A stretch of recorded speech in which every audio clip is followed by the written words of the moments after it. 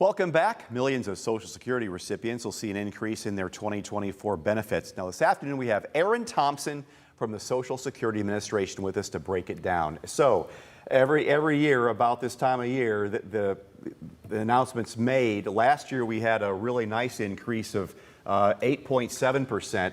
Now next year is going to be 3.2%. So it's not as high as it was last year, but most individuals will receive about $50 extra per month.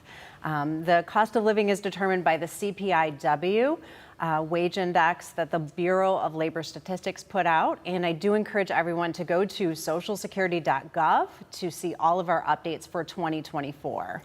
Yeah, the increases, there have been some years where there's been no increase at all. Correct. In fact, as recently as like 6, 7, 8 years ago, there's no increase. But like I looked at the records, like back in 1980 and 81, 14.3% increase, 11.2% increase.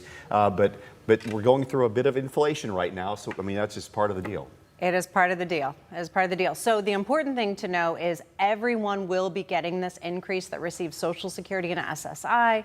Over 71 million individuals. It's automatic. It will go into their checks in January. There's nothing they need to do. And we like to take this opportunity to remind individuals that it is automatic. And we're never going to call you and this is threaten you or anything like that. This is where we see the uptick in scams. So just be aware. Don't fall for that. Hang up. If somebody calls and says you need to do something to get your increase, it's automatic. It will go to your bank account just as it has been going since you've been filing for benefits and receiving. Are scams getting worse now, or they've always been a problem? I think scams have always been a problem. We definitely see upticks anytime there's big news, big information, and so this is the time. And so we just want to make sure that the listeners, people that are watching, pay attention, understand. If you have questions, go to socialsecurity.gov. People have the opportunity to log into their own personal account at socialsecurity.gov/myaccount and see all of their information. And for all the listeners that do that prior to November 14th, they will be the first to get their cost of living notices right in their own personal account. So again, socialsecurity.gov/myaccount, and so many things that you can do right in that account. And now there for a while, the entire federal government, state government, everything was kind of shut down during the COVID period, and things are totally back to normal now? We have all services. We still have in-person service if that is what people want, from 9 to 4 Monday through Friday at most Social Security offices around the country. We have online services at socialsecurity.gov for that segment of the population, which is a lot. And then we also have phone service for individuals that maybe don't want to come in, but they're not really comfortable with online. And we have our General 800 number, which is 1-800-772-1213 from 8 a.m. to 7 p.m. Monday through Friday. And you can locate your local office at socialsecurity.gov/locator. Put in your zip code. You'll find out what office is the closest to you. In the last 20 years, Social Security has gone more online.